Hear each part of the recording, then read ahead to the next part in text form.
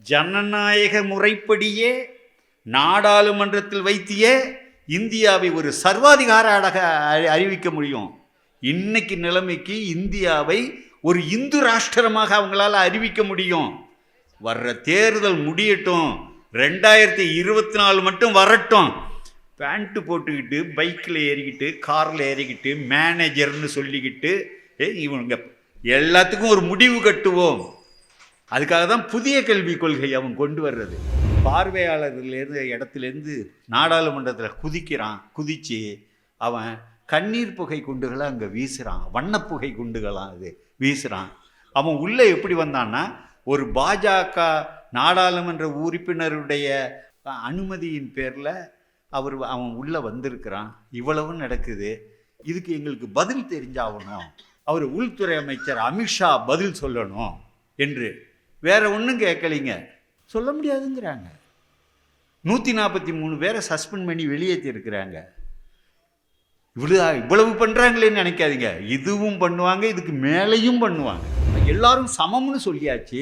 சமம்னு சொன்னதுக்கப்புறம் எப்படி ஒருத்தருக்கு இடஒதுக்கீடு தனியாக அவங்களுக்குன்னு தனி உரிமை தர முடியும் என்று பார்ப்பனர்கள் வழக்காடி அதை காலி பண்ணாங்க. அப்போ 1951 மீண்டும் திருத்தம் செய்யப்பட்டு இடஒதுக்கீடு பத்திரப்படுத்தப்பட்டதற்கு பெரியார்தான் காரணம். எப்பேற்பட்ட ஆளாக இருந்தாலும் அதை உட்கார வச்சு கையெல்லாம் கட்டிலாம் போட மாட்டார், வச்சு முடிவெட்டுறாரு. அது எவ்வளவு கஷ்டமானது.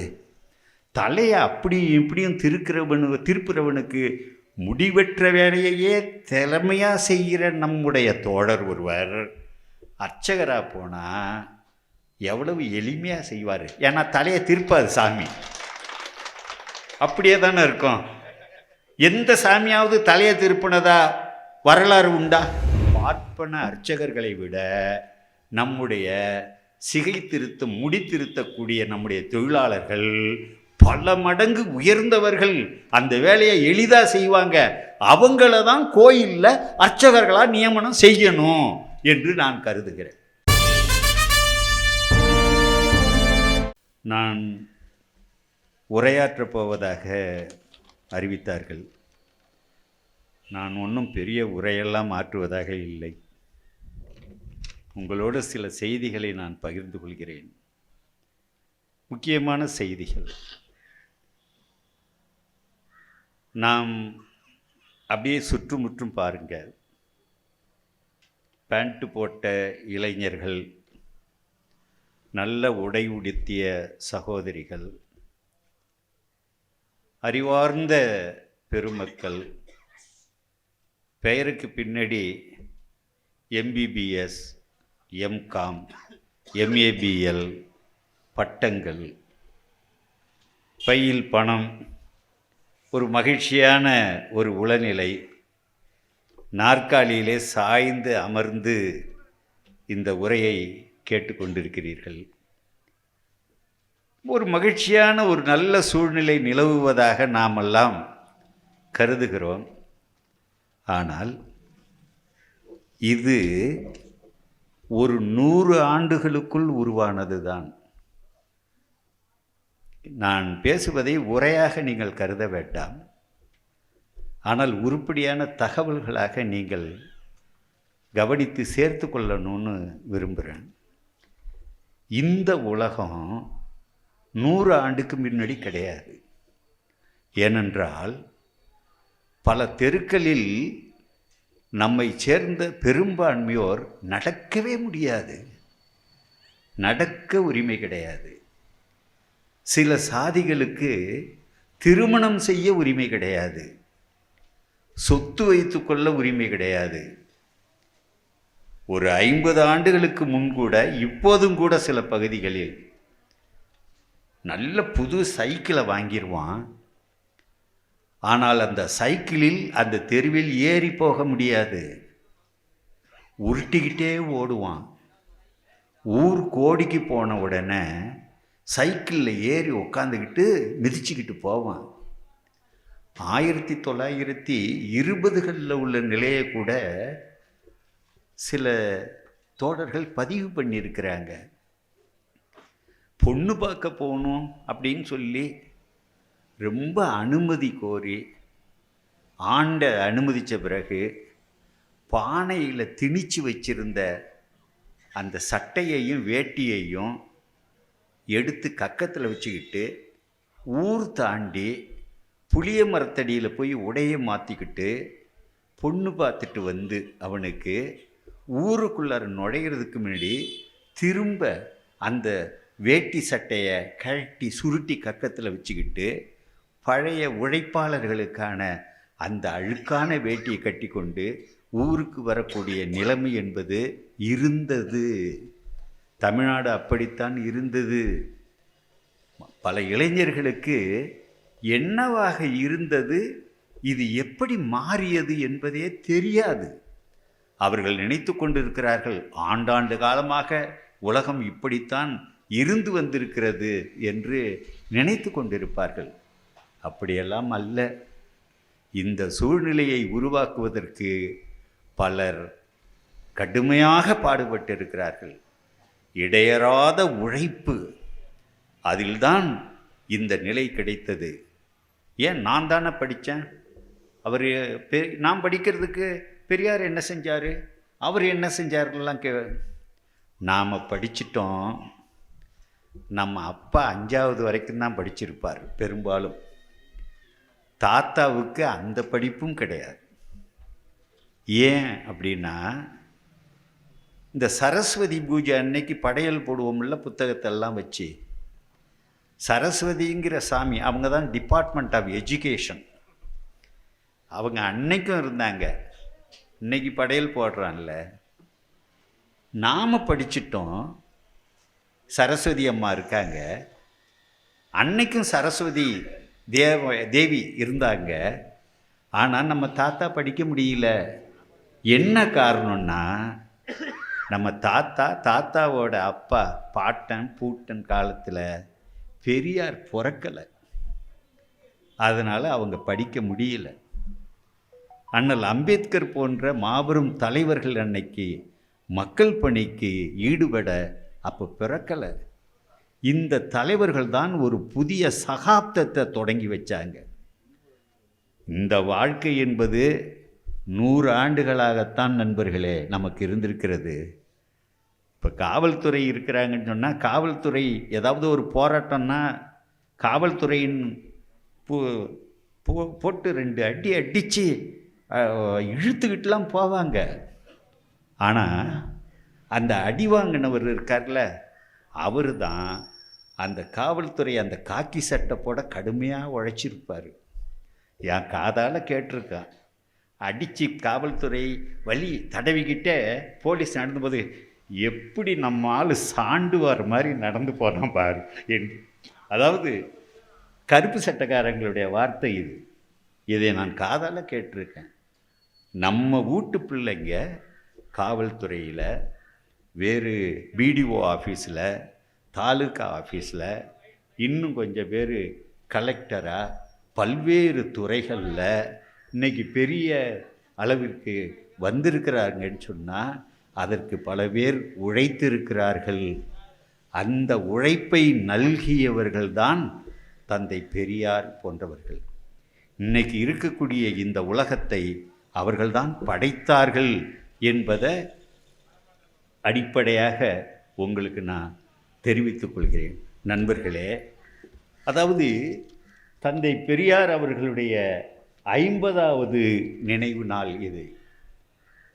அவர் மறைந்து 50 ஆண்டுகள் ஆகிவிட்டது. ஆனால் 50 ஆண்டுகள் கழித்தும் பெரியாரைத்தான் பேசுகிறார்கள், போற்றுகிறார்கள். பல பேர் பெரியாரை தூற்றுகிறார்கள். இவ்வளவு நாள் கழித்து இவ்வளவு தலைவர்களில் பெரியாரை மட்டும் இன்று தூற்றுகிறார்களே, என்ன காரணம் அப்படிங்கிறதையும் நாம் கொஞ்சம் தெரிஞ்சுக்கணும். இதோ பாருங்க, எது திராவிடம் எது சனாதனம் என்று அந்த கருத்தியல் குறித்து தான் நாம் பேசணும். இப்போ நம்ம இளைஞர்களுக்கு நல்லா நினச்சி, சனாதனம் எதிர்க்கப்பட வேண்டியது, அநியாயமானது, நம்மளை அடிமையாக்கக்கூடியது. திராவிடம் அதை எதிர்த்து போராடி வந்திருக்கிறது, அது போற்றத்தக்கது. அது நமக்கு பாதுகாப்பு அரணாக நிற்கிறது. அது வரைக்கும் புரியுது. ஆனாலும் என்னமோ ஒன்று புரியல. அது என்ன சனாதனம், அது என்ன திராவிடம்? கண்ணாடி நல்லா தான் தெரியுது, இருந்தாலும் கூட கொஞ்சம் அலசலாக இருக்குது. அதை கொஞ்சம் அப்படி தொடச்சி போட்டுக்கிட்டால் கொஞ்சம் நல்லா புரியும்னு நம்ம நினைப்போம்ல. அப்போ நான் என்னுடைய இந்த உரையை நான் எப்படி பயன்படுத்துகிறேன், சனாதனம் என்பதனுடைய அந்த வரலாறு, திராவிடம் என்பதனுடைய வரலாறு, அதனுடைய ஆணி வேர், இதை பற்றி இந்த இளைஞர்களுக்கு புரிய வச்சிட்டோம்னா அதுக்கப்புறம் இளைஞர்கள் பார்த்து கொள்வார்கள். அந்த செய்தியை எடுத்துக்கிட்டு எல்லார்கிட்டையும் கொண்டு போகிற வேலையை இளைஞர்கள் பார்த்து கொள்வார்கள். இப்போ RN ரவின்னு ஒரு ஆளுநர் இருக்கிறார். எங்கே போனாலும் சனாதனம் சனாதனம், இந்தியாவின் ஆன்மா சனாதனம், எல்லாம் சனாதனம், சனாதனத்தால் தான் இந்தியா என்பது உருவாக்கப்பட்டிருக்கிறது. ரிஷிகள் உருவாக்கினார்கள். நம்ம சொல்லுவோம் சாதியை மறுத்த, வேதங்களை மறுத்த, இந்த ஆசாரங்களை மறுத்த நம்ம வள்ளலார், அவர் RN ரவி எப்படி சொல்வார்னா, சனாதனத்தின் உச்ச ஒளி. இதெல்லாம் மறுத்தவங்களை கபலீகரம் செய்கிற வேலையை செய்வார்கள். அவர் முன்னமே நம்முடைய தோழர்கள் சுட்டி காட்டியபடி தமிழ்நாட்டினுடைய விளையாட்டுத்துறை அமைச்சர் சனாதனம் என்பது ஒழிக்கப்பட வேண்டியதுன்னு சொன்ன ஒரு வார்த்தைக்கு வடக்க இருக்கிறவன் பதறான். தலைக்கு 10 கோடி ரூபா வெட்டு அப்படிங்கிறான். சரி, அவர் 10 கோடி ரூபான்னு சொன்னார். ஊபி சாமியார், பாஜக தலைவர், தகவல் தொழில்நுட்ப பொறுப்பாளர் அமித் மால்வியாங்கிறவர், ஐயோ இனப்படுகொலை செய்ய சொல்கிறாருங்கிறான். நீங்கள் சனாதனம் என்பது ஒழிக்கப்பட வேண்டும்னு இந்து மதத்தை ஒழிக்க சொல்லுகிறார், இனப்படுகொலை செய்ய சொல்லுகிறார். அமைச்சர் கஜேந்திர சிங் ஷெகாவத்துன்னு ஒருத்தர், அந்த சனாதனத்தை ஒழிக்கணும்னு சொன்னவருடைய நாக்க வெட்டு, கண்ணை நோண்டு என்றெல்லாம் இதெல்லாம் பத்திரிகையில் வந்த செய்தி தான்.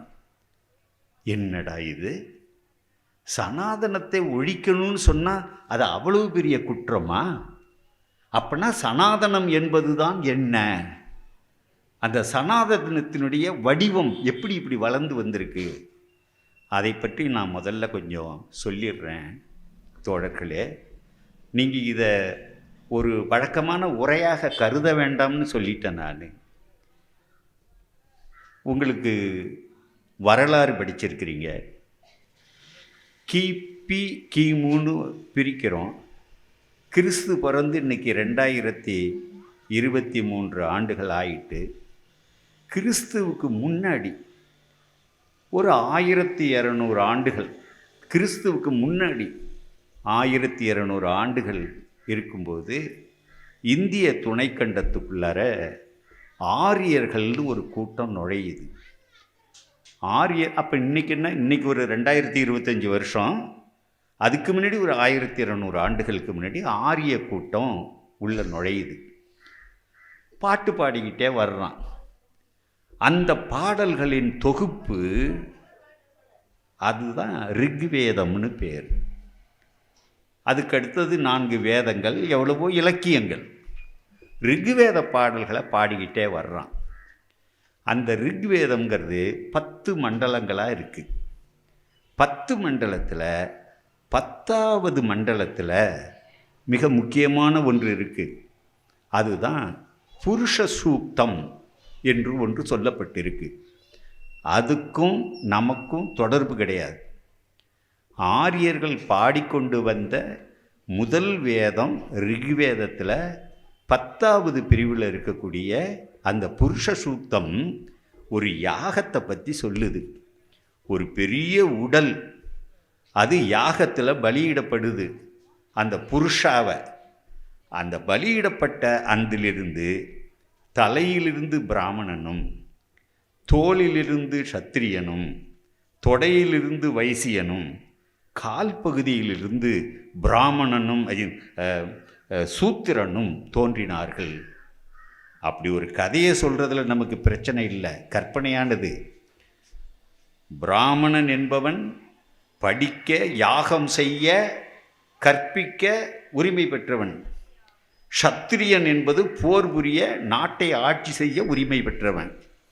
வைசியன் என்பவன் வளம் பெருக்குவான், தொழில் செய்வான்.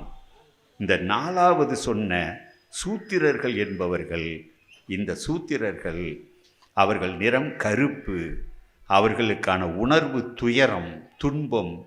அவர்கள் மேலே இருக்கக்கூடிய 3 வர்ணங்களுக்கும் தொண்டு செய்வதற்காகவே பிறந்தவர்கள். அவர்களுக்கு சொத்து வைத்துக்கொள்ள, பொருள் வைத்துக்கொள்ள அவர்களுக்கு உரிமை கிடையாது என்று. இதுதான் 4 வருண பகுப்புன்னு பேர். இது யாருக்குன்னு சொன்னால் ஆரியர்களுக்கு மட்டும்தான். இது பிராமண, சத்திரிய, வைசிய, சூத்திர என்பது ஆரியர்களுக்கு மட்டும்தான், நமக்கு இல்லை. நாம் தமிழர்களாகிய நாம் அன்னைக்கு ஒரு காலத்தில் இந்தியா முழுவதும் தமிழ் பேசப்பட்டது, அப்புறம் தென்னிந்தியா முழுவதும் தமிழ் பேசப்பட்டது.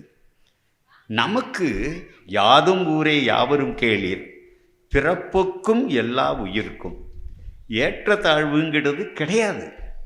அதாவது ஆரியர்களுடைய சமூகம் என்பது வெர்டிக்கல் டிவிஷன்ஸ்ன்னு சொல்லுவோம், மேலேருந்து கீழே. அண்ணல் அம்பேத்கர் அழகாக சொல்லுவார், இந்த 4 வருணங்கள் இருக்கிறதே, இது ஒரு பெரிய மாளிகை, அதில் 4 அடுக்கு மாளிகை, பிராமண, சத்திரிய, வைசிய, சூத்திர. ஆனால் ஒரு அடுக்கில் இருப்பவன் இன்னொரு அடுக்குக்கு போக முடியாது, அந்த மாளிகையில் படிக்கட்டு என்பதே கிடையாது என்று அண்ணல் அம்பேத்கர் சொல்லுவார்.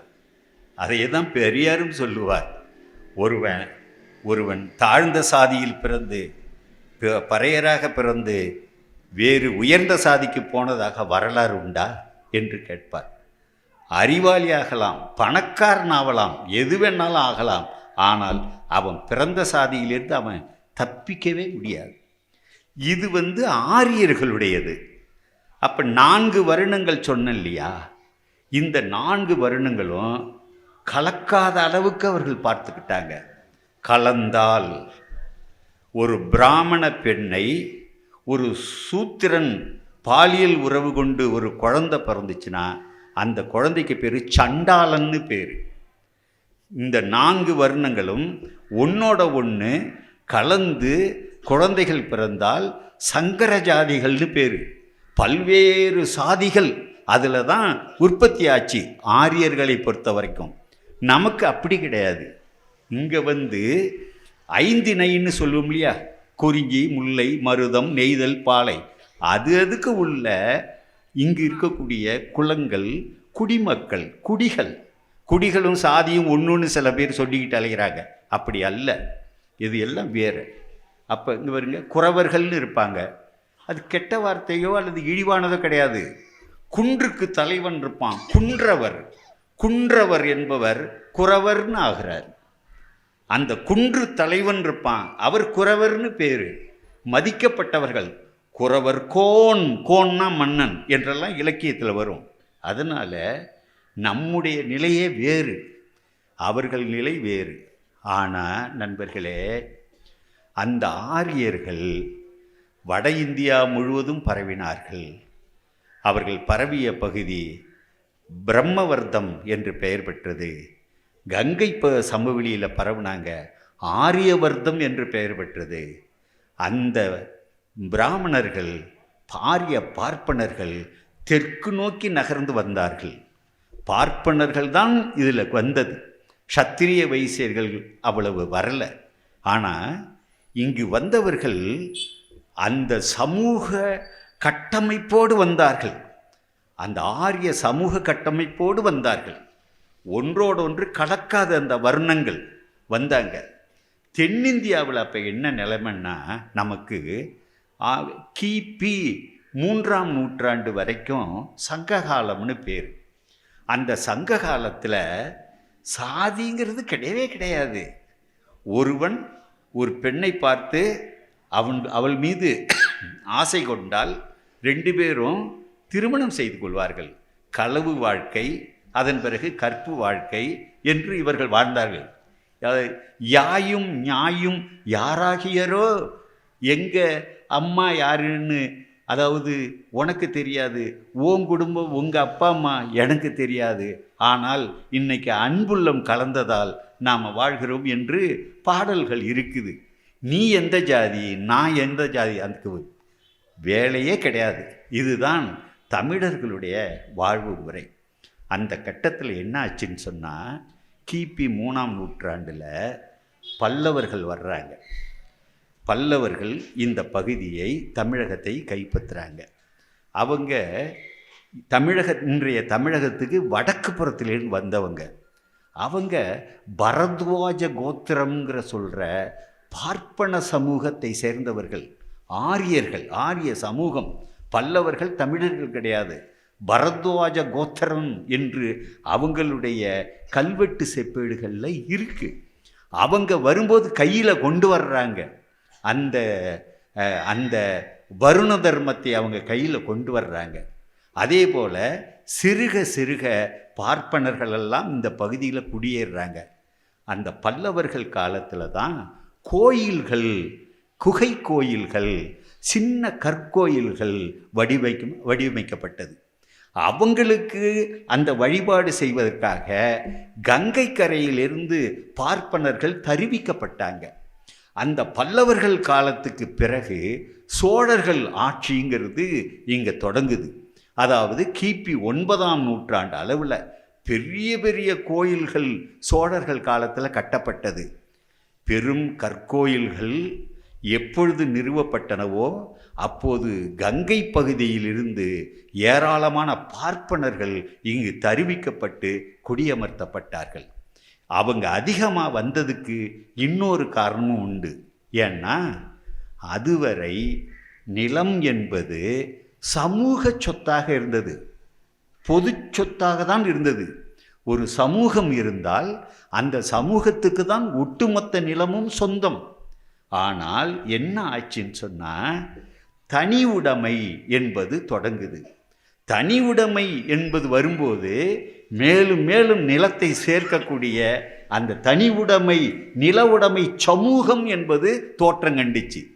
கற்கோயில்கள், பார்ப்பனர்கள் வருகை, நில உடைமை சமூகத்தின் தோற்றம், பேரரசுகளின் தோற்றம் எல்லாம் சமகாலத்தில் நடக்குது. அந்த காலகட்டத்தில் இந்த நில உடைமையாளருக்கு உழைப்பு சுரண்டல் செய்யணும், சம்பளம் இல்லாமல் அவனை வேலை வாங்கணும்.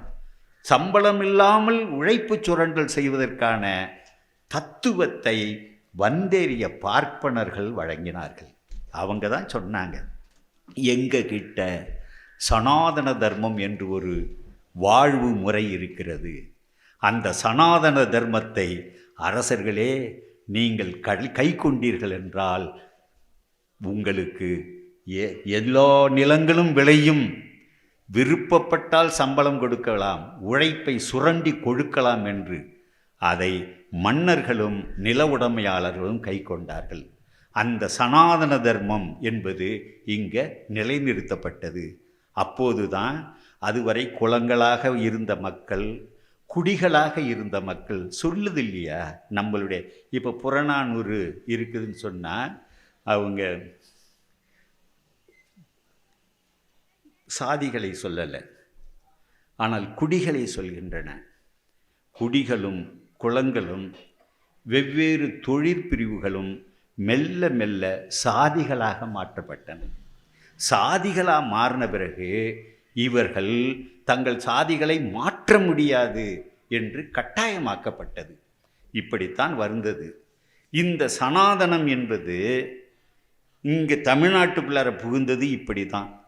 இந்த சனாதனம் என்பது என்னங்கிறத நம்ம கொஞ்சம் நான் விளக்கிடுறேன். அது ஆரிய மதம். ஆரியர்களுடைய சமூக கட்டமைப்புக்கு பேர் வருணாசிரம தர்மம். அதுவும் அவங்களுடைய நூல்களில் வருது.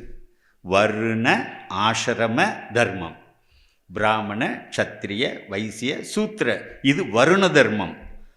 ஆசிரம தர்மம்மா, அது என்னடா ஆசிரம தர்மம்னா, ஒரு ஒரு ஆரியனுடைய வாழ்க்கையிலும் 4 பருவங்கள் இருக்கிறது. பிரம்மச்சாரியா பாடம் படிக்கணும், கிரகஸ்தா கல்யாணம் பண்ணிக்கிட்டு குடும்ப வாழ்க்கை வாழணும், அதன் பிறகு வனப்பிரஸ்தன் காட்டுக்கு போய் நூல்களை படிக்கணும், சந்நியாசி கடைசி அவன் எல்லாம் துறந்தவனாக இருக்கணும்.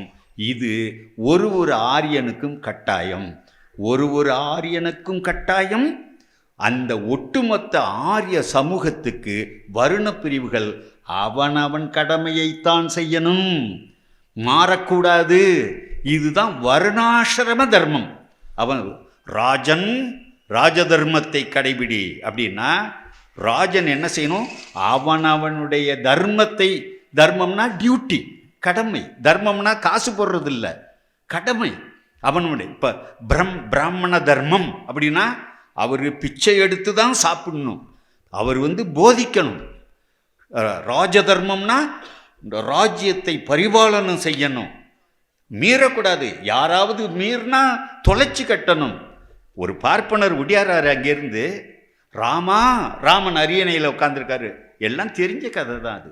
ராமா, என் மகன் இறந்து போனான், உன் ஆட்சியிலே எவனோ ஒருவன் தர்மத்தை மீறி இருக்கிறான்.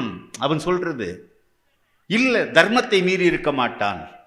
இல்லை, யாரோ ஒருத்தன் தன் சாதி தொழிலை விட்டு உயர்ந்த சாதி தொழிலை செய்கிறான், அதனால் அல்லவா என் மகன் இறந்தான் அப்படின்னு உடனே வாளை உருவிக்கிட்டு ராமர் தேடிக்கிட்டே போறாரு. அவன் சாதி தொழில தான் செய்கிறான். சூத்திரன் வயலில் தான் நிற்கிறான், அதுக்கு கீழே இருக்கான். வைசியன் தராசு தான் பிடிச்சிருக்கான், சரியா இருக்கு. சத்திரியன் போருக்கு தயாரிக்கிட்டாயோ. பிராமணன் இல்லையே, மலை மேலே ஏறுறாரு, அங்கே புற்று வளர்ந்துருக்கு, அதுக்குள்ளார இருந்து சவுண்டு வருது. அதை போய் பார்க்குறாரு. ஒருத்தன் தலைகீழ நின்று தவம் பண்ணிக்கிட்டு இருக்கான். யார் நீ? நான் தான் சம்பூகன். என்ன செய்கிறாய்? தவம் செய்கிறேன் ஐயா. அந்த பரம்பொருளை நானும் காண வேண்டும் என்று ஆசை. என்ன உன் தர்மம், உன்னுடைய வருணம் என்ன? நான் சூத்திரன் ஐயான்னு சொன்னான். ஒரு சூத்திரன் தவம் செய்வதா? தர்மம் கெட்டு விட்டதுன்னு அவன் கழுத்தை அறுத்து தூக்கிக்கிட்டு வர்றாரு ராமர். என்ன ஆச்சரியம்! அந்த இறந்து கிடந்த அந்த பிராமணருடைய மகன் உயிர் பெற்று எழுந்தான். இப்படி ராமர் தர்மத்தை காத்தார் அப்படிங்கிறது. அதுக்காக தான் ராமருக்கு கோயில் கட்டுறது. ராமருக்கு கோயில் கட்டுறதுக்கு என்னன்னா, இந்த நாட்டில் வருங்காலத்தில் தர்மம் காக்கப்படும்னு அர்த்தம், வருண தர்மம் மீண்டும் நிலைநிறுத்தப்படும்னு அர்த்தம். அப்ப இந்த தர்மத்தை தமிழ்நாட்டுக்கும் கொண்டு வந்தார்கள், அதை கடைபிடிக்க வச்சாங்க. அந்த தர்மத்தை, இந்த சனாதன தர்மம்ங்கிறது, சனாதனம் அப்படின்னா என்னன்னா பெர்மனன்ட். இதாங்க சமஸ்கிருதத்தில் மாறாதது, நிலையானது. எதில் சொல்லியிருக்கு அந்த சனாதனம்? மனுஸ்மிருதியில் வருகிறது, பகவத்கீதையில் வருகிறது, பாகவத புராணத்தில் வருகிறது. அந்த சொல்லு நிலையானது, பர்மனன்ட். என்னையா பர்மனன்ட் அப்படின்னு கேட்டால், சூத்திரன் சூத்திரனாகவே இருக்க வேண்டும், பிராமணன் உயர்நிலையில் பிராமணனாகவே இருக்க வேண்டும். இது இறைவன் வகுத்தது, இன்னொருவன் மாற்ற முடியாதது. மாற்ற வேண்டும் என்று நினைத்தால் அது தண்டனை குற்றம், அது அனுமதிக்க முடியாதது.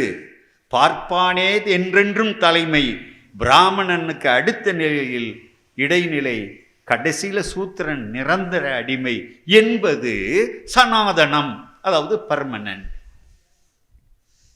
இதை எவ்வளவு காலமாக நிலைநிறுத்தியிருக்காங்க. இதை யார் மீறணும்னு நினச்சாலும் அவங்க கொல்லப்படுவாங்க.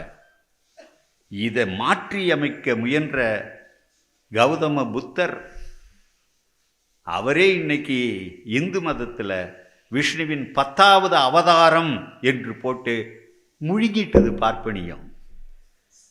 அசோகர் புத்த மதத்தை பரப்பினார், பல்ல கடிச்சுக்கிட்டு இருந்தான்.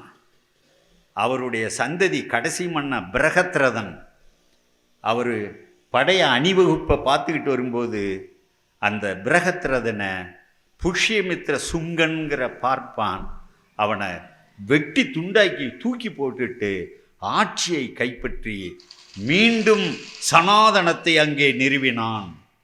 நிறுவி ஒரு புத்த பிட்சு தலையை கொண்டு வந்தா 100 பொற்காசுகள்னு அறிவிச்சு புத்த பிட்சுகளே இல்லாமல் ஆக்கினான். இதெல்லாம் வரலாறு. சனாதனத்தை நிலைநிறுத்துறதுக்காக எவ்வளவு பாடாப்பட்டிருக்கானுவங்கிறத கொஞ்சம் நாம் புரிஞ்சு வச்சுக்கணும். சனாதனம் நிலையானது. ஆர்.என். ரவி பார்ப்பனர். சனாதனம் இந்தியாவினுடைய ஆத்மா சனாதனம். புரியுதா சொல்கிறது? இந்திய அரசியல் சட்டம் 1950 ஜனவரி 26, அதனால் குடியரசு தினம் நம்ம கொண்டாடுறோம். அந்த நாளில் இந்திய அரசியல் சட்டம் வந்தது. நவம்பர் 26, 1949 இந்திய அரசியல் சட்டம் எழுதி முடிக்கப்பட்டிருக்கு. அதுக்கு முன்னாடி ஒரு வருஷம் ஒரு பிரச்சனை நடந்தது. இந்தியாவுக்கு என்ன பெயர் வைப்பது என்று காயிதே மில்லத்து போன்றவர்கள்லாம் சொன்னாங்க. இந்தியா என்பது ஒரு சமய சார்பற்ற சொல். அந்த காலத்திலிருந்து இந்தியா என்று இருந்து வருகிறது. இந்த நிலப்பரப்புக்கு கிரேக்கர்கள், பாரசீகர்கள், ஆங்கிலேயர்கள், பிரெஞ்சுக்காரர்கள், பிற ஐரோப்பியர்கள் இந்தியா என்றுதான் குறித்திருக்கிறார்கள். ஆகவே இந்தியாவை இந்தியா என்று பெயரிட வேண்டும்னு சொன்னாங்க. இதெல்லாம் அங்கே அந்த அரசியல் சட்ட அவையில் இந்த பிரச்சனை நடக்குது.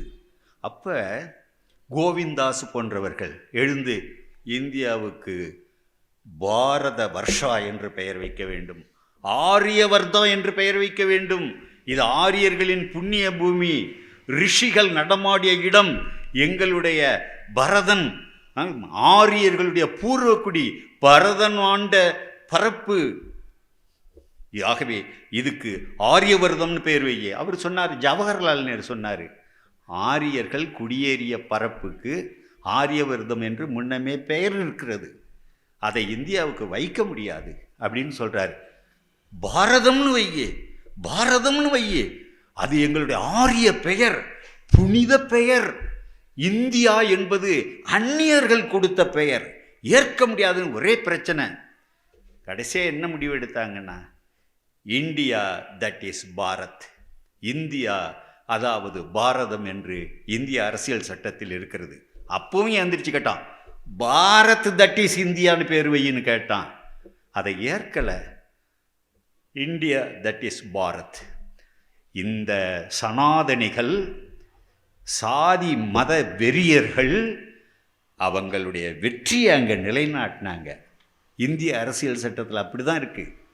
இப்போ என்ன சொல்கிறான்னா, சனாதனத்தை முழுமையாக இங்கே நிலைநிறுத்துவோம், நிலைநிறுத்திய பிறகு இந்தியா என்பது கழட்டி வீசி எறியப்படும், இந்தியாவுக்கு பாரதம் பாரத் என்று பெயர் வைக்கப்படும்னு பத்திரிகையில் சொல்கிறதுக்கு இது அரசியல் தலைவர்கள் பல பேருக்கு அதோட முக்கியத்துவமே தெரியல.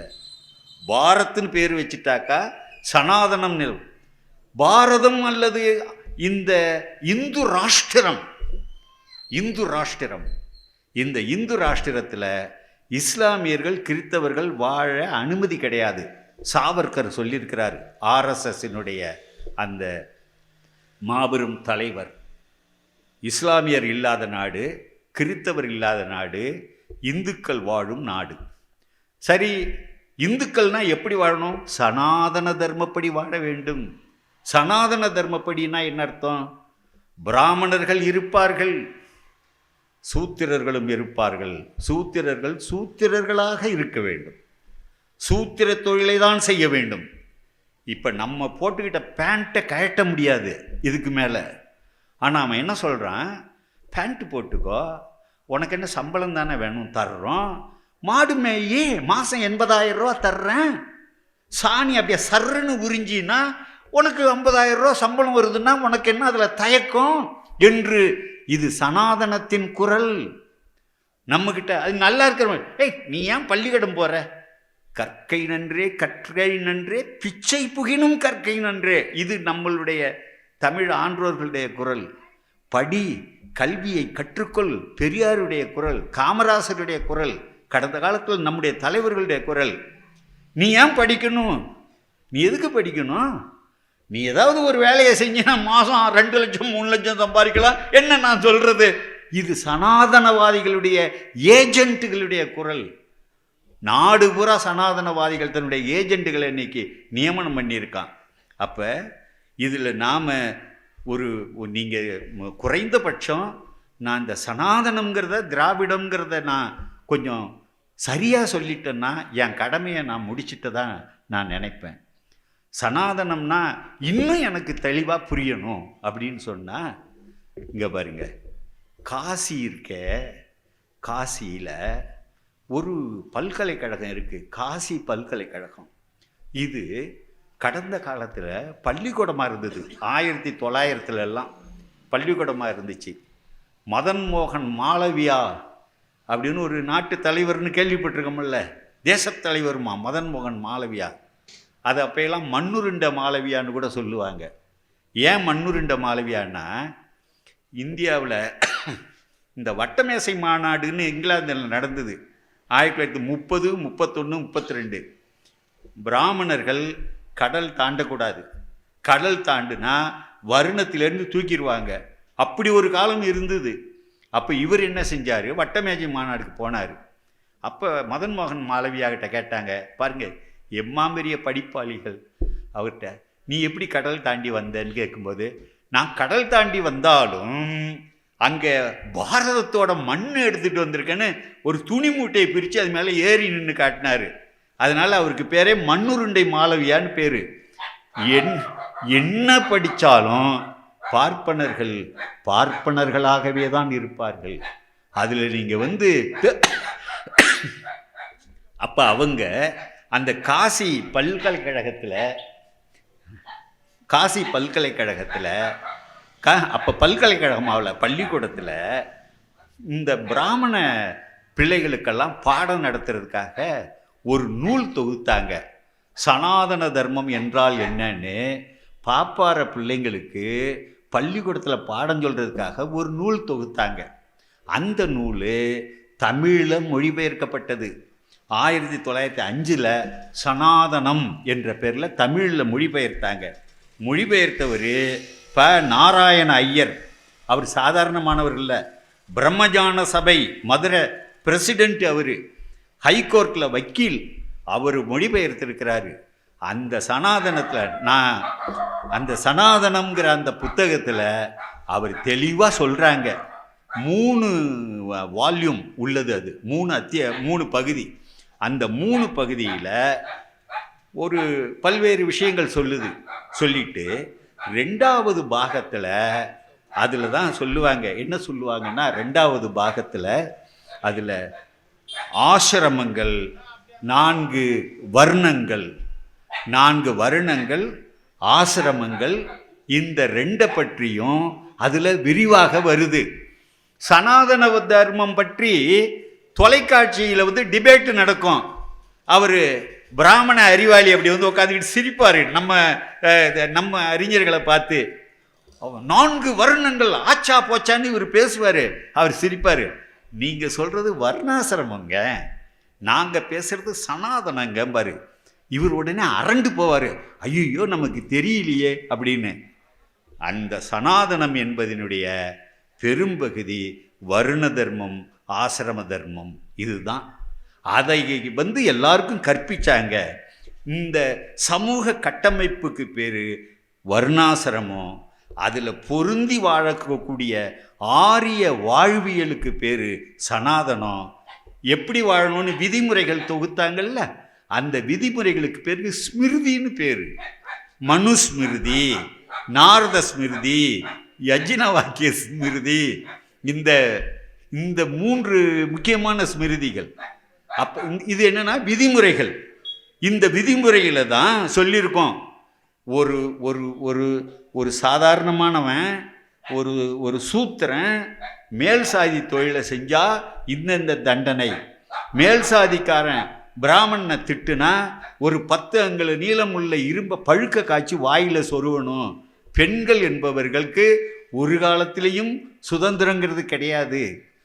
அது பிராமண வீட்டு பெண்ணாக இருந்தாலும் சூத்திரர்களே அவங்க அவங்க வந்து சொல்லக்கூடியது இவங்களுக்கு, அதாவது அதாவது சிறு குழந்தையாக இருக்கும்போது தந்தையின் பராமரிப்பிலையும், வளர்ந்த பிறகு கணவனுடைய பாதுகாப்பிலையும் கண்காணிப்பிலையும், அதன் பிறகு வயசான காலத்தில் மகனுடைய கட்டுப்பாட்டிலும் தான் இருக்க வேண்டுமே ஒழிய ஒரு பெண் எந்த காலத்திலும் சுதந்திரமாக இருக்கக்கூடாது. அடிக்க வேண்டியவைன்னு பட்டியல் போட்டிருக்காங்க. மத்தளம், பெண், இதெல்லாம் அந்த பட்டியலில் வருது. அப்படின்னா பெண்கள் சுதந்திரமாக இருக்கிற காலங்கிறது ரொம்ப பிற்காலத்தில் தான். பெண்கள்லாம் சேர்ந்து தான் பெரியாருங்கிற பட்டத்தை கொடுத்தாங்க. பெண்ணுரிமை பேணியவர் அவர். இந்த சனாதனத்தை தான் அவன் நடைமுறைப்படுத்தணுங்கிறான். இந்தியா சுதந்திரம் அடைகிற நேரத்தில் இந்தியாவுக்கு மனுஸ்மிருதியை அரசியல் சட்டமாக்கணும்னு கேட்டாங்க. ரொம்ப முக்கியமான விஷயம். காஞ்சி சங்கராச்சாரியார் கேட்டார். யார்? இந்த வயசானவரா சந்திரசேகரேந்திர சரஸ்வதி சுவாமிகள். அவர் தான் கேட்டார், என்னது புதிய அரசியல் சட்டமா? மனுஸ்மிருதியை தானே ஆக்கணும், அதுதானே நம்ம சொல்லிக்கிட்டு இருக்கிறதுன்னு அவர் பேசினார். இந்த சுதந்திர போராட்டத்தில் ஈடுபட்ட பெரிய தலைவர்கள்னு நீங்கள்லாம் சொல்கிற பாலகங்காதர திலகர், அந்த பாலகங்காதர திலகர் அவர் வந்து மகாராஷ்டிராவில் இருக்கிற சித்பவன் பிராமணர் பிரிவை சேர்ந்தவர். அவர் சித்பவன் பிராமணர் அப்படின்னு ஒன்று யாருன்னா, அதாவது மராட்டியத்தில் சிவாஜி அவன் வகைராக்கள்லாம் சத்ரபதிகள். பிரதமருக்கு பேர் பீஷ்வா. அவன் குடிச்சிட்டு டான்ஸ் பார்த்துக்கிட்டு உட்கார்ந்துருப்பான் மன்னர். ஆட்சி அதிகாரத்தை தங்களுடைய கையில் வைத்திருந்தவர்கள் சித்பவன் பிராமண பீஷ்வாக்கள். அவனுக்கு கீழே தான் அந்த மராட்டிய பகுதிகள் கெய்க்வாட், பான்ஸ்லே, சிந்தியா, ஹோல்கார், இப்படி எல்லா மராட்டிய தலைவர்களும். அப்போ ஆங்கிலேயர்களோட போர் புரிஞ்சு அந்த மராட்டிய போர்களில் தோக்கடித்து அந்த பகுதியை பீஷ்வாக்களை வென்றுதான் கைப்பற்றினாங்க ஆங்கிலேயர்கள். அப்போ இவன் என்ன கேட்டுக்கிட்டு இருக்கான்னா, ஆங்கிலேயர்களை நாட்டை விட்டு போ, ஆனால் போவதற்கு முன் சித்பவன் பிராமணர்களாகிய எங்களிடம் இந்த நாட்டின் திறவுகோலை ஒப்படைத்து விட்டு நீ போக வேண்டும். சித்பவன் பிராமணர்கள் தான் இந்த நாட்டை ஆள வேண்டும் அப்படின்னு சொல்லி பார்ப்பன ராஜ்யம், இன்னும் சொல்லப்போனால் ராமராஜ்யம், அதுக்கு பேர் பார்ப்பன ராஜ்யம், ராமராஜ்யம், இந்து ராஷ்டிரம், அதை உருவாக்குவோம், சனாதன தர்மத்தை நிலைநிறுத்துவோம் என்று அவர்கள் அந்த குறிக்கோளை வச்சு ஒரு அமைப்பை தொடங்கினாங்க. அந்த அமைப்புக்கு பேர் ஆர்எஸ்எஸ்ன்னு பேர், ராஷ்ட்ரிய ஸ்வயம் சேவக் சங், ஆர்எஸ்எஸ். அதை உருவாக்குறதுல முக்கிய பங்கு வகித்தவன் எல்லாரும் சித்பவன் பிராமணர்கள். சாவர்கர் ஆர்எஸ்எஸ்னுடைய மிக முக்கிய தலைவர் சித்பவன் பிராமணர். குருஜி கோல்வால்கர் சித்பவன் பிராமணர்.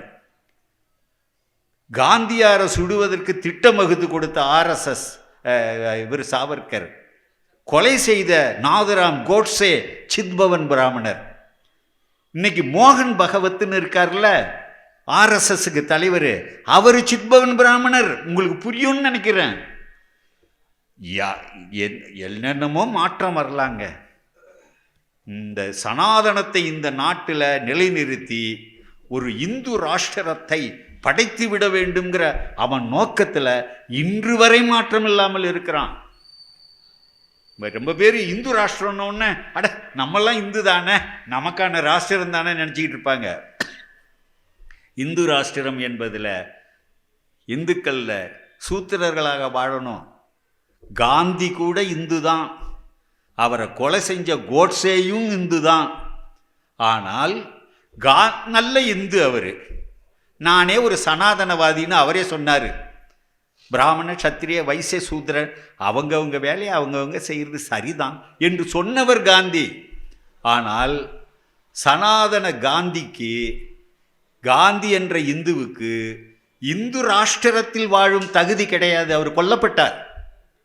அது எவ்வளவு கொடூரமானதுங்கிறத நாம் தெரிஞ்சுக்கணும். நாம் நினைக்கிற மாதிரி இந்து ராஷ்டிரம்ங்கிறது சாதாரணமானதல்ல. அந்த பழைய அந்த சாம்ராஜ்யத்தை உருவாக்கணும்னு அவன் நினைக்கிறான். இந்த நிலையில தான் இன்னைக்கு அவன் என்ன சொல்றான்னா, இந்தியாவை பாரத் என்று அறிவிப்போம், சனாதனத்தை மீண்டும் நிறுவுவோம். 1984 வாஜ்பாயின்னு பிஜேபிக்கு ஒரு தலைவர் இருந்தார்ல, அவரை நல்லவர் அப்படின்லாம் சொல்லிக்குவாங்க. அன்னைக்கு 2 எம்பி தான் இருந்தது அவருக்கு, அவர் கட்சிக்கு. அவர் ஃபாரின் போயிருக்கும்போது அங்கே பேசினார், எங்களுக்கு மட்டும் சாதகமான சூழ்நிலை அமைந்தால் நாங்கள் விரும்பும் கனவு இந்தியாவை கட்டமைத்தே தீருவோம், பாரதத்தை அமைச்சே தருவோம். அந்த நேரம் 2 எம்பி இருந்ததுனால அடக்கி வாசித்தாங்க.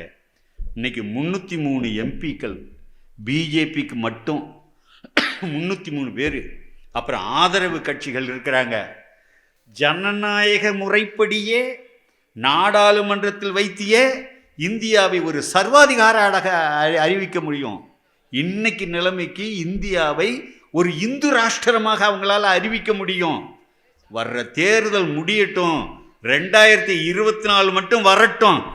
பேண்ட்டு போட்டுக்கிட்டு, பைக்கில் ஏறிக்கிட்டு, காரில் ஏறிக்கிட்டு, மேனேஜர்னு சொல்லிக்கிட்டு இவங்க எல்லாத்துக்கும் ஒரு முடிவு கட்டுவோம்.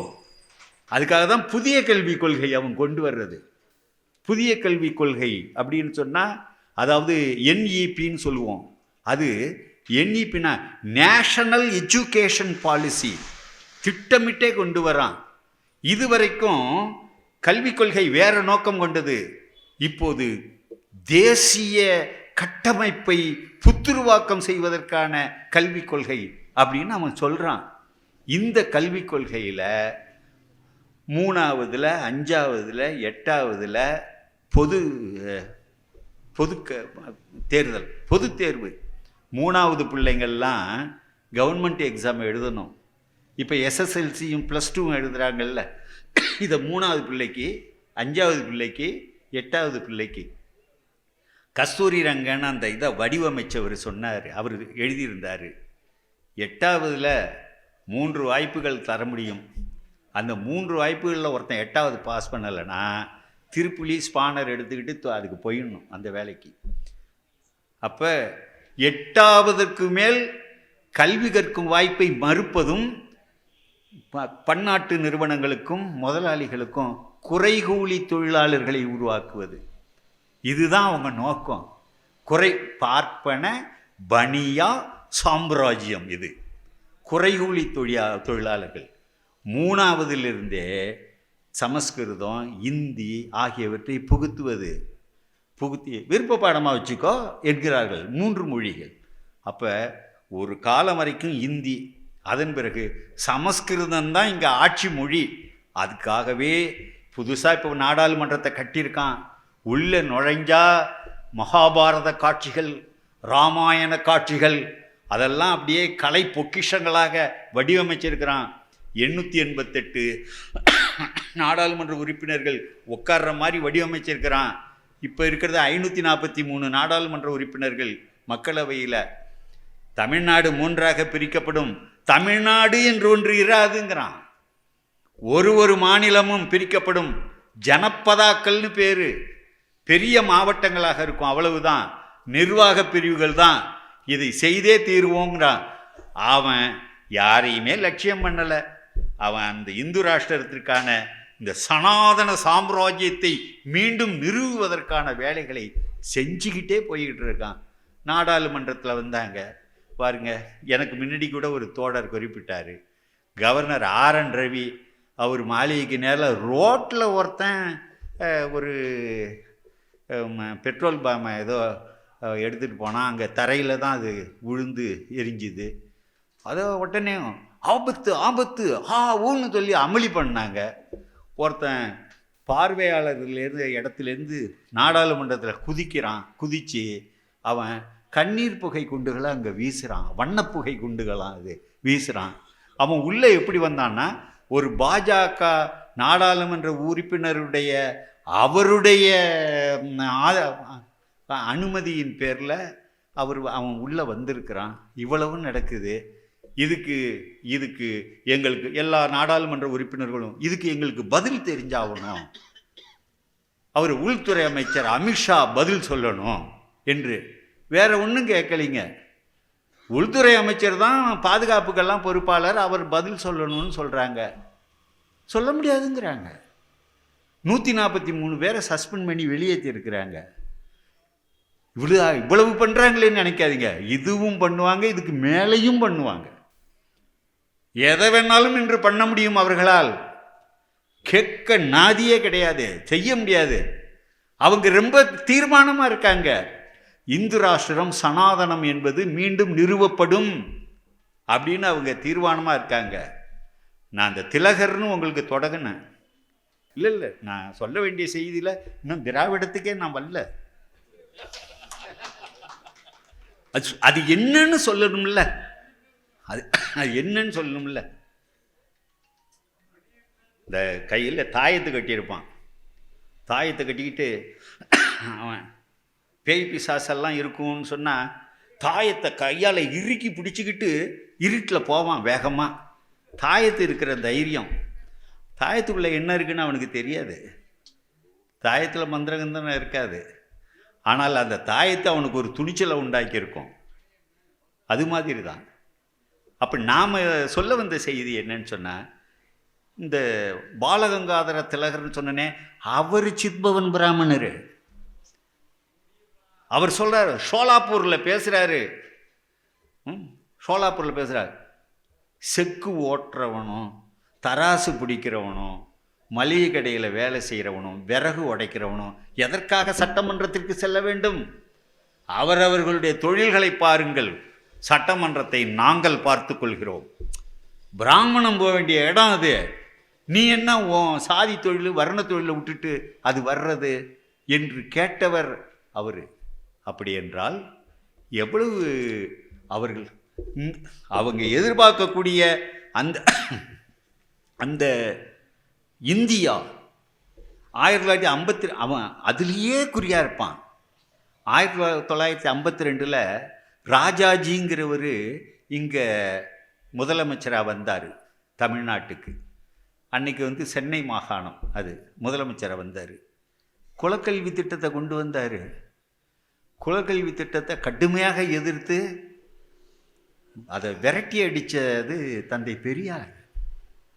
காமராசரை முதலமைச்சரை ஆகச் சொன்னார். தந்தை பெரியாரால் தான் நானா முதலமைச்சர் ஆகணும்னு காமராசர் கேட்டார். உங்களை தான் சொல்கிறோம், நீங்கள் முதலமைச்சர் ஆகுங்கன்னு அதை ஊக்குவிச்சு ஆக்குனவர் பெரியார். பெரியார் நிறைய வேலைகள் செஞ்சிருக்கிறாரு. அதாவது தொடக்கத்திலேருந்து 1920 37 வரைக்கும் நீதி கட்சி ஆட்சி இருந்தது, நடுப்புற ஒரு இடைவெளி தவிர. அப்பயுமே நீதி கட்சி செய்த மிக முக்கியமான திட்டங்களுக்கு பின்னாடி தந்தை பெரியார் இருந்தார். இந்திய விடுதலை வரைக்கும் நடந்த முக்கியமான போராட்டங்களுக்கு பின்னாடி தந்தை பெரியார் தான் இருந்தார். இடஒதுக்கீடு முன்ன கொடுக்கப்பட்டிருந்தது கிடையாது என்று சொன்னபோது அதாவது அரசியல் சட்டம் 1950 எல்லாரும் சமம்னு சொல்லியாச்சு. சமம்னு சொன்னதுக்கப்புறம் எப்படி ஒருத்தருக்கு இடஒதுக்கீடு தனியாக அவங்களுக்குன்னு தனி உரிமை தர முடியும் என்று பார்ப்பனர்கள் வழக்காடி அதை காலி பண்ணாங்க. அப்போ 1951 மீண்டும் திருத்தம் செய்யப்பட்டு இடஒதுக்கீடு பத்திரப்படுத்தப்பட்டதற்கு பெரியார் தான் காரணம். பெரிய போராட்டம். இந்த பெரிய போராட்டம்னு சொன்ன உடனே நீங்கள் ஒரு விஷயத்தை தெரிஞ்சுக்கணும். கட்சிகள்லாம் வேன் வச்சு அது வச்சு சம்பளம் கொடுத்து பிரியாணி கொடுத்து கூப்பிட்டு வருவாங்கள்ல கட்சிகள். பொதுவாக அப்படி தானே அரசியல் கட்சிகள் இருக்குது, எல்லா கட்சிகளுமே. நீங்கள் பெரியார்னு சொன்ன உடனே வான்னு சொன்னால் 1,00,000 பேர் திரள்வாங்க. எந்த அரசியல் கட்சிக்கும் அது அந்த வாய்ப்பு கிடையாது. பெரியாரை மக்கள் அப்படி மதித்தார்கள், நெருக்கமாக இருந்தாங்க. தந்தை பெரியார் விரல் அசைத்தால் 1,00,000 பேர் திரளுவாங்க. குறைந்ததுன்னா 50,000 பேர் திரளுவாங்க. பெரியாருக்கு மட்டும்தான். பெரியாரை கூப்பிட்டு கவர்னர், அப்போ ஆங்கிலேயர்கள் காலத்தில் கவர்னர் 2 முறை சென்னை மாகாணத்துக்கு முதலமைச்சர் ஆயிருங்கன்னு கேட்டப்ப அது 2 தடையுமே அவர் மறுத்தவர். பெரியார் ஒரு இயக்கம் நடத்தினார், அவர் அழைச்சாருன்னொன்னே நம்ம ரொம்ப சாதாரணமாக கருதிடக்கூடாது தோழர்கள். பெருந்திரளாக அவர் கூட்டம்னு அமைச்சா அதை நடத்துறதுக்கு திடல் ஏது? உண்மைதானங்க ஐயா, ஏது திடல்? அப்படி மக்கள் திரண்டாங்க. 1951 முதல் சட்ட திருத்தம் வந்ததே, அப்போ ஒரு வித்த ஒன்று ஜவஹர்லால் நேரு போட்டு காட்டினார். 1956 ஆந்திரா, 53 ஆந்திரா பிரிஞ்சிடுது. கர்நாடகா, கேரளா, தமிழ்நாடு மொழி வழி மாநிலங்களாக 1956 அமையுது. அந்த நேரத்தில் ஜவஹர்லால் நேரு என்ன செய்கிறாருன்னா, தட்சண பிரதேச திட்டம், இந்த 5 இந்த எது ஆந்திரா, தமிழ்நாடு, கர்நாடகா, கேரளா இவைகள் ஒன்றாக இணைந்திருக்கக்கூடிய தட்சிண பிரதேச திட்டம்னு அவர் சொன்னபோது பெரியார் ஏற்கலை. இது தற்கொலைக்கு சமம்னு தந்தி அடித்தார் காமராசருக்கு. திருவனந்தபுரத்தில் நேரு இதை பற்றி கேட்கும்போது காமராசர் போய் இது ஏற்க முடியாது, பெரியார் அதை எதிர்க்கிறாருன்னு அவர் சொன்னார். நேருவுக்கு பெரியார்னா அவர் யார், எப்படிப்பட்டவர்னு நல்லா தெரியும். சத்தம் போடாமல் அந்த திட்டத்தை கைவிட்டார். இப்படி தான் நிகழ்ந்தது. பெரியார் சொன்னவைகள்தான் நீதி கட்சி காலத்தில் சட்டங்களாகின, தீர்மானங்களாயின. பெரியார் சொன்னவைகள் தான் காமராசர் காலத்து திட்டங்களாயின. கல்வி கொடுங்க என்று பெரியார் காமராசரை சொன்னபோது அப்படியே நடைமுறைப்படுத்துகிறார். எவ்வளவு பள்ளிக்கூடங்கள், ஏராளமான பள்ளிக்கூடங்கள், ஒரு ஊருக்கும் ஒரு பள்ளிக்கூடம், 5 மைல் தூரத்துக்கு ஒரு ஹைஸ்கூலு. அப்போ தான் எல்லாம் படிக்கிறாங்க. ஒரு படிப்புங்கிறது வாரி வழங்கினார். மயிலாடுதுறை கூட்டத்தில் இப்படி நடந்ததா சொல்லுவாங்க. பெரியாருக்கு தங்கத்தாலால் ஒரு செயின் போடுறாங்க. பெரியார் சொன்னார்னா, இதை எனக்கு போடாதீங்க, இதை காமராசரோட காலடிக்கு போடுங்க என்று சொன்னாராம் பெரியார். ஏன்னா இந்த மக்களுக்கு கல்வி கண்ணை திறந்தவர் என்று அவ்வளவு பெரியார் சொன்னதை தான் செய்தார். காமராசர் காலம் முடிந்தது, அடுத்து திமுக ஆட்சிக்கு வந்தது. இந்த ஆட்சியே பெரியாருக்கு அர்ப்பணம்னார் அண்ணா. பெரியார் நினைத்தது தான் நடந்தது. அடுத்தது கலைஞர் கருணாநிதி அவர்கள் முதலமைச்சராக வந்தார். என் நெஞ்சில் ஒரு முள் குத்துகிறது, நெஞ்சில் முள்ளாக உறுத்துகிறது. கோயில் வாசல் வரைக்கும் வந்த மக்களை கற்பகிரகத்துக்குள்ள நான் இன்னும் கொண்டு போகலையேன்னு. அதனால் பிறந்தது தான் அனைத்து சாதியினரும் அர்ச்சகர் என்ற சட்டம். அப்போ 100 வருஷமாக பெரியார் காட்டிய திசையில்தான் ஆட்சி அதிகாரங்கள் செயல்பட்டு இருக்கின்றன. 50 வருஷம் ஆகுது பெரியார் இறந்து. பயந்து ஏறி அலறி உக்காந்துடுறான்ல இந்துத்துவாக்காரன். அமித்ஷாவுக்கும் மோடிக்கும் இன்னமும் அலர்ஜியாக இருக்குல்ல. பெரியாருங்கிற பேரை கேட்டால் ஹச் ராஜா பயப்படுறாருல்ல. இவங்களுக்கெல்லாம் சிம்ம சொப்பனமாக இருக்கிறாருல்ல பெரியார். இப்போ எந்த தலைவரையாவது இவ்வளவு பேர் எதுக்குறாங்களா பாருங்க. இந்த பெரியாருங்கிற அந்த பிம்பத்தை, அந்த பேருருவத்தை தகர்த்தாகணும். அந்த திராவிடம் என்ற கருத்தியலை உடனடியாக தகர்த்தாகணும். அப்படி செய்யலைன்னா இந்து ராஷ்டிரத்துக்குள் தமிழ்நாட்டை கொண்டு வர முடியாது. அந்த கவலையில் தான் இன்னைக்கு எல்லாத்தையும் விட்டுட்டான். அவன் என்ன சொன்னான், இந்தியா புறா போ, இந்து என்ற சொல்லோடு போ, எல்லாரும் அணிசேர்க்கை ஆவான். இன்னைக்கு இந்தியாவை பூரா இந்துன்னு சொல்லி இன்னைக்கு அணிசேர்க்கை பண்ணியிருக்கிறாங்க இந்த இந்துத்துவ பாஜக.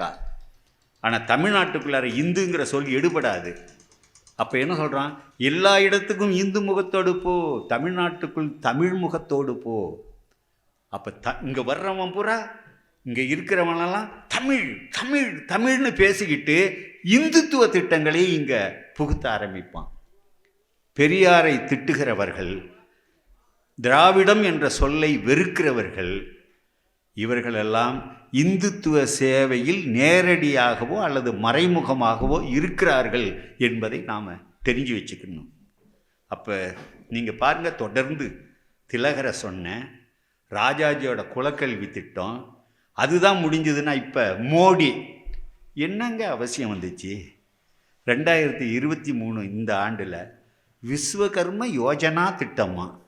அது என்னையா விஸ்வகர்ம யோஜனா திட்டம்?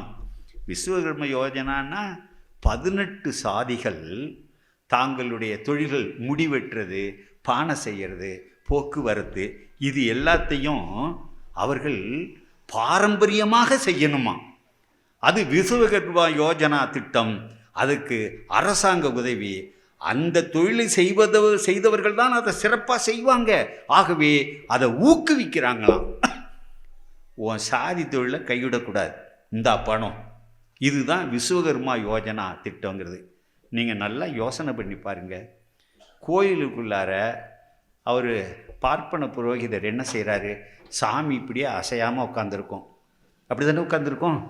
அது தலையில் சந்தனத்தை தடவுவார், எண்ணெயை தடவுவார், அரப்பை தடவுவார், அப்புறம் தண்ணியை ஊற்றுவார், பாலாபிஷேகம் செய்வார், தேனாபிஷேகம் செய்வார், என்னென்ன அபிஷேகம் இருக்கோ இல்லை செய்வார். சாமி அப்படியே இருக்கும். அதில் ஒன்றும் கஷ்டம் இல்லை. பாருங்க, முடி வெட்டுறவர் முடி வெட்டும்போது என்னெல்லாம் சின்ன பிள்ளைகளை உட்கார வச்சு முடியே வெட்ட முடியாது.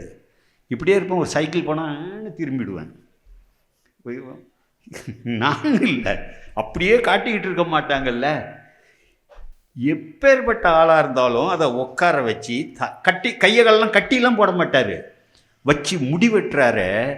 அது எவ்வளவு கஷ்டமானது. தலையை அப்படி இப்படியும் திருப்புறவனுக்கு முடிவெற்ற வேலையையே திறமையாக செய்கிற நம்முடைய தோழர் ஒருவர் அர்ச்சகராக போனால் எவ்வளவு எளிமையாக செய்வார். ஏன்னா தலையை திருப்பாது சாமி, அப்படியே தானே இருக்கும். எந்த சாமியாவது தலையை திருப்பினதா வரலாறு உண்டா? நீங்கள் யாராவது பார்த்துருக்கீங்களா? அதனால் பார்ப்பன அர்ச்சகர்களை விட நம்முடைய சிகை திருத்தம், முடி திருத்தக்கூடிய நம்முடைய தொழிலாளர்கள் பல மடங்கு உயர்ந்தவர்கள். அந்த வேலையை எளிதாக செய்வாங்க.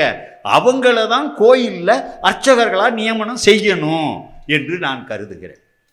அதனால் அவங்க தான் செய்வாங்க.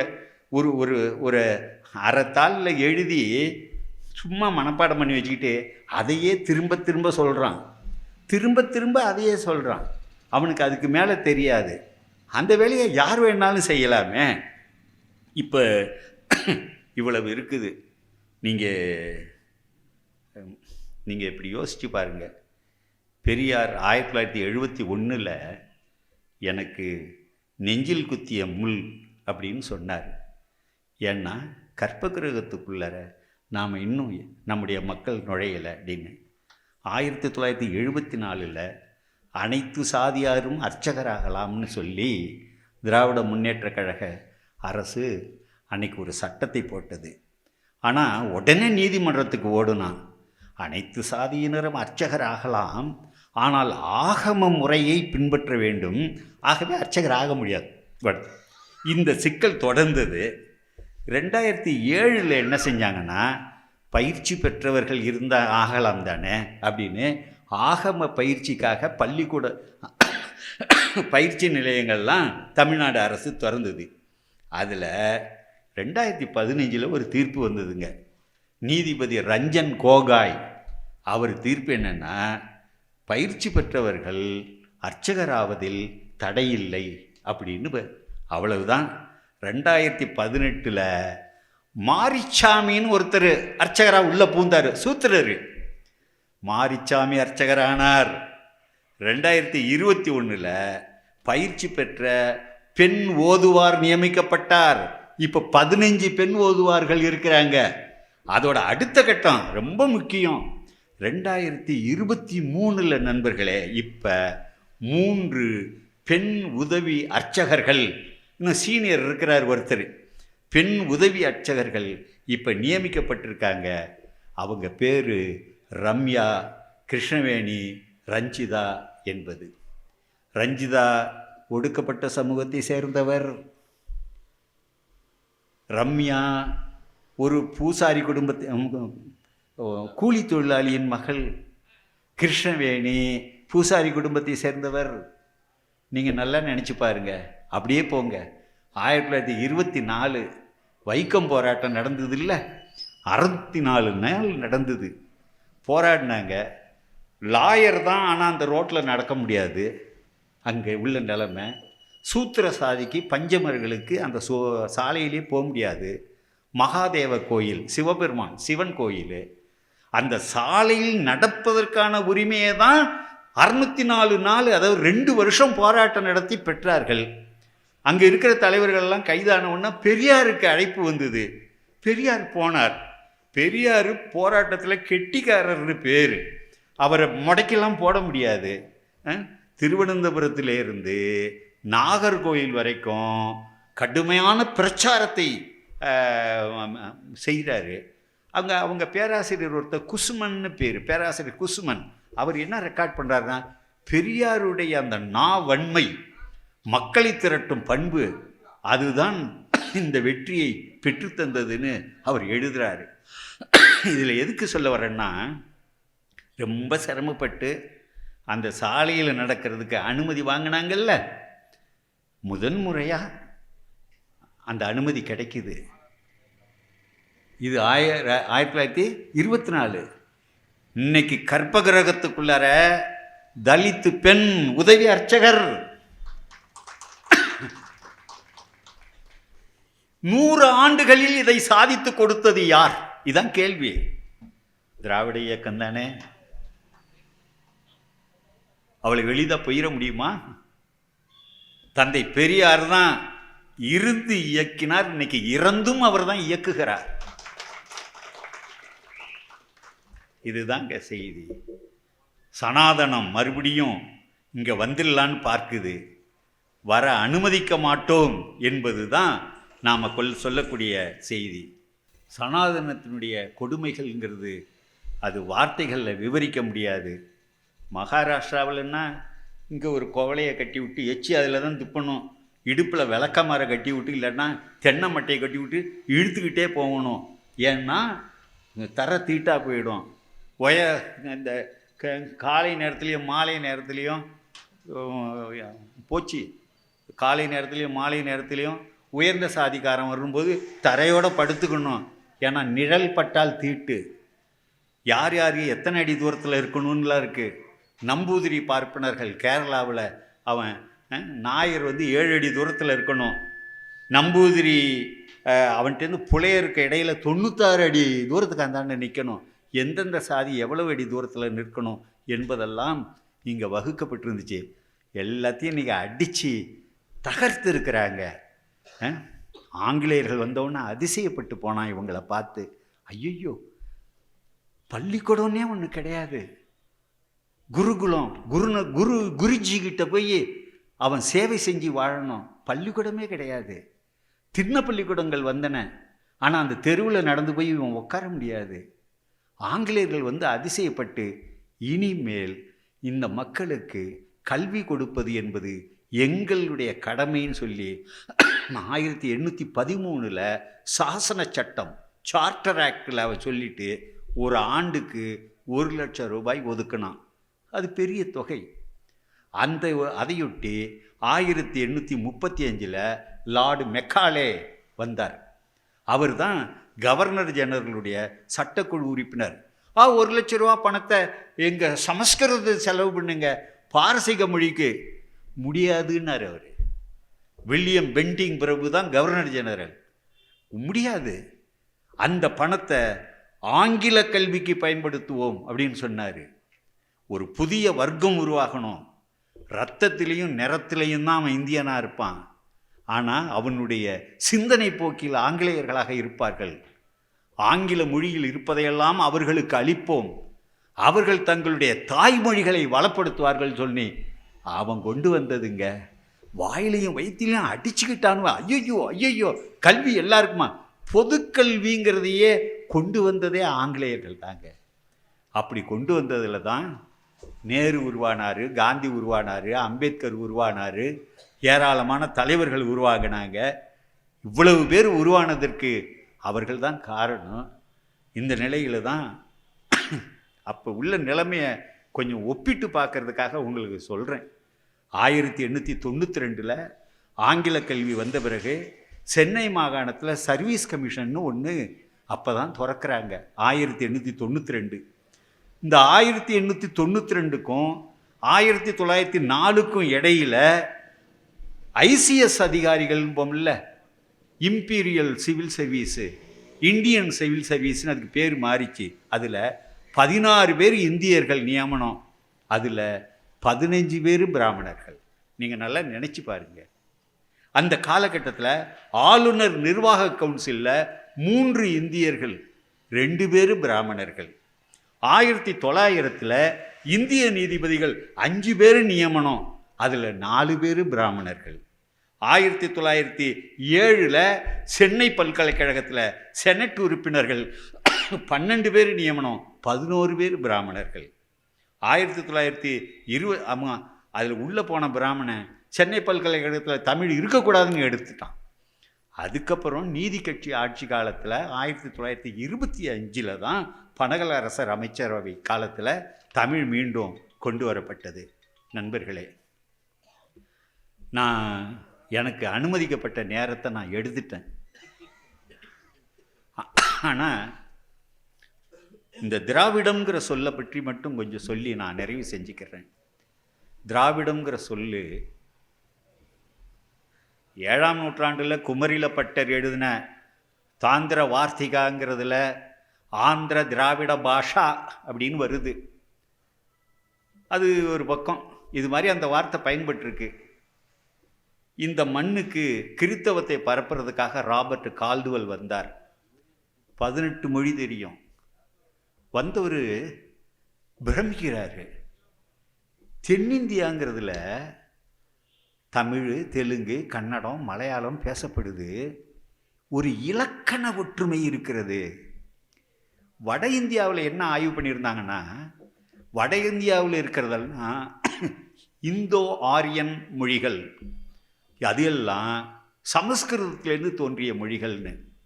தென்னிந்தியாவில் இருக்க இந்த மொழிக்கும் அதுக்கும் தொடர்பே இல்லை அப்படிங்கிறத இவர் கண்டுபிடிக்கிறார். கண்டுபிடிச்சு அவர் ராபர்ட் கால்டுவெல் ஆய்வு பண்ணி a comparative grammar of the Dravidian or South Indian language family of லாங்குவேஜஸ்ன்னு ஒரு புத்தகம் எழுதுகிறார். அதுதான் பெரிய விஷயம். எல்லிஸ் அப்படிங்கிறவர் சென்னை மாவட்ட ஆட்சியராக இருந்திருக்கார், மாவட்ட ஆட்சியர். தென்னிந்தியாவில் இருக்கக்கூடிய மொழிகள்லாம் ஒரு குடும்பம் அப்படின்னு அவரும் சொல்லியிருக்காரு, கொஞ்சமாக சொல்லியிருக்காரு ஒரு முன்னுரையில். ஆனால் முழுமையாக ஆய்வு பண்ணி மொழிகளெல்லாம் ஒப்பிட்டு அவர் சொன்ன மிக முக்கியமான செய்தி என்னென்னா, தமிழ் மொழி உள்ளிட்ட மொழிகள் சமஸ்கிருதத்திலிருந்து பிறக்கவில்லை. பெரிய விஷயம்.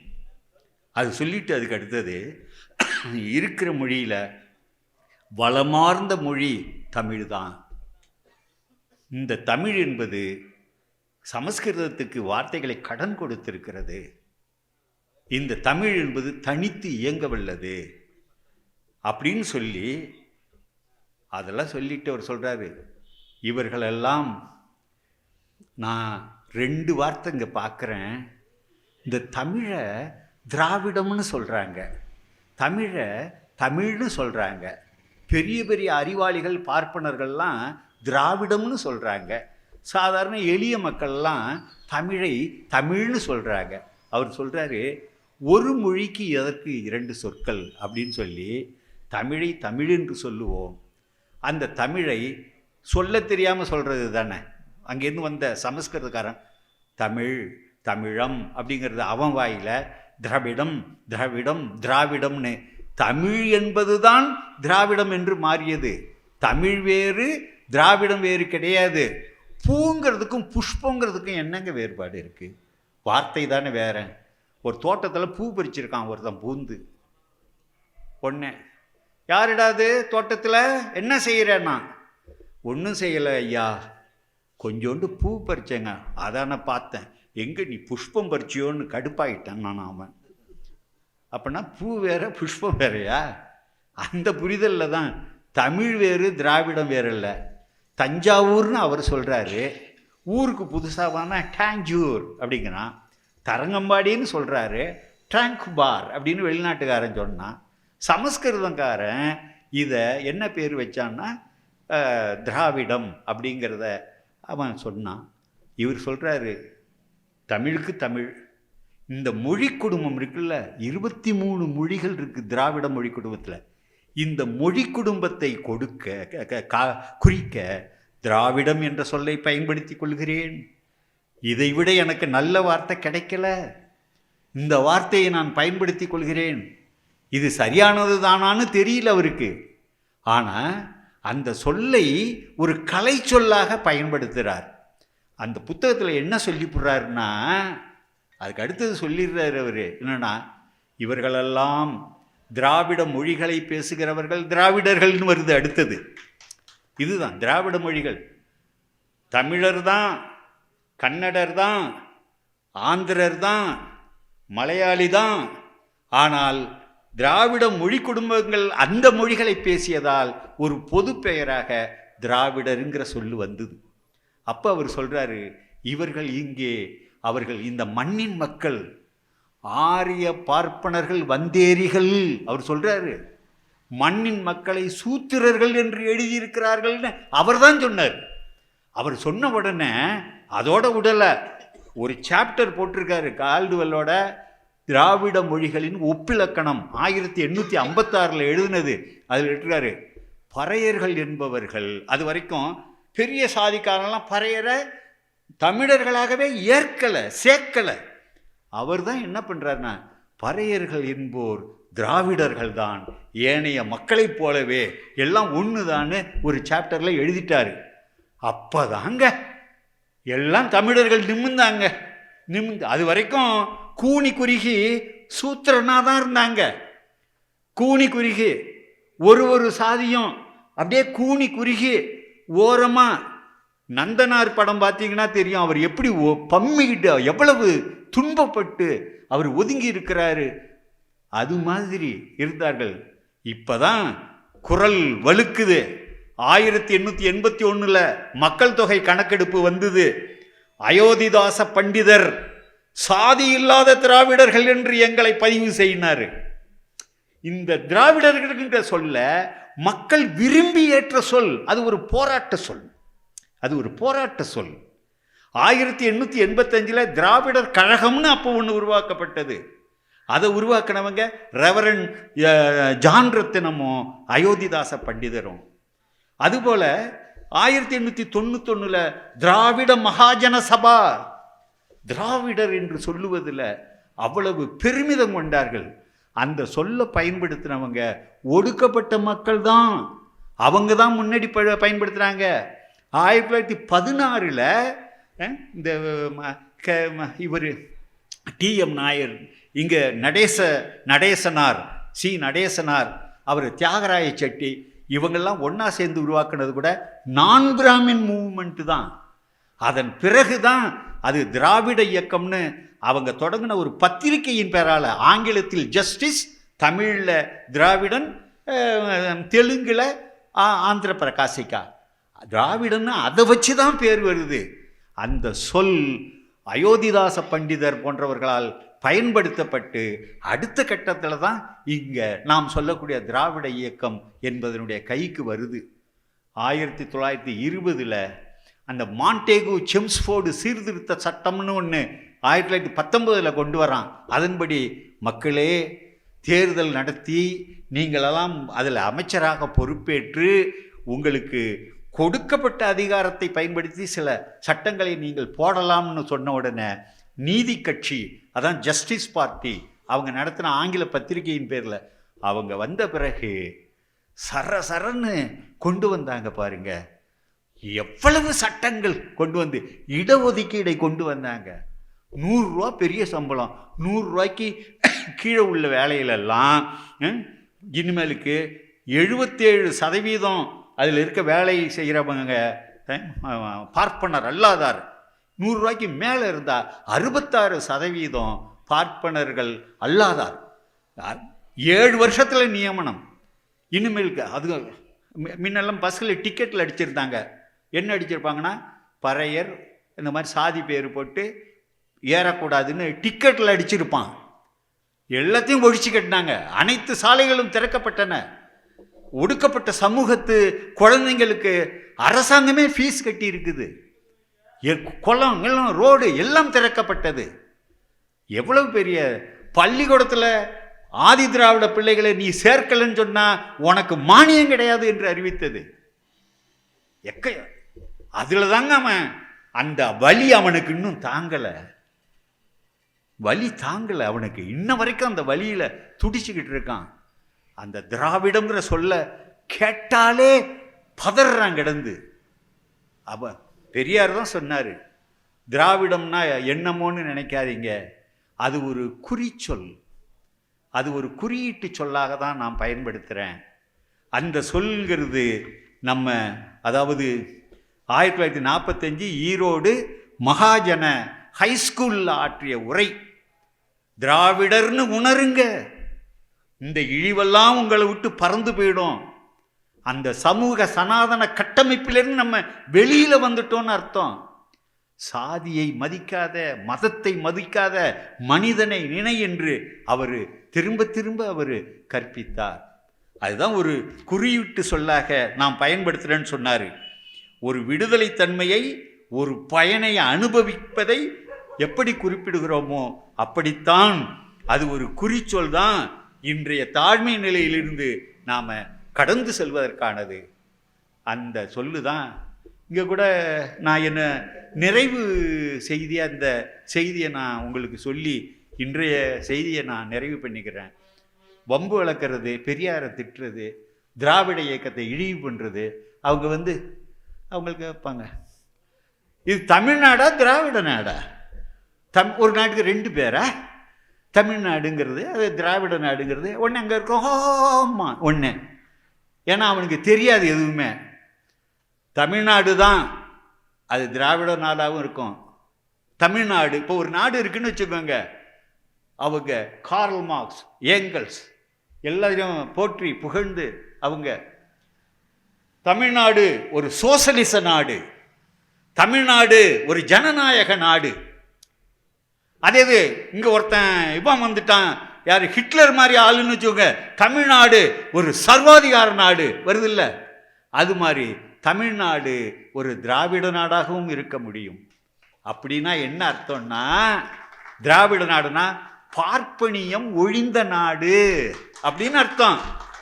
தமிழ்நாடு பார்ப்பனியம் ஒழிந்த நாடு. எப்படி ஒரு சோசியலிச நாடு மாதிரி, ஜனநாயக நாடு மாதிரி திராவிட நாடாக இருக்க முடியும்? ஏங்க ஒருத்தன் தமிழராகவும் இருக்க முடியும், இந்தியராகவும் இருக்க முடியும்னா அவனே தமிழராகவும் இருக்க முடியும், திராவிடனாகவும் இருக்க முடியும்னு சொல்ல முடியாதா? நான் எப்பயுமே சொன்ன வார்த்தையை மீறிடுவேன். இன்னைக்கு மீறி இருக்கேன். அதிக நேரம் எடுத்துக்கிட்டேன். ரொம்ப நன்றி உங்களுக்கு.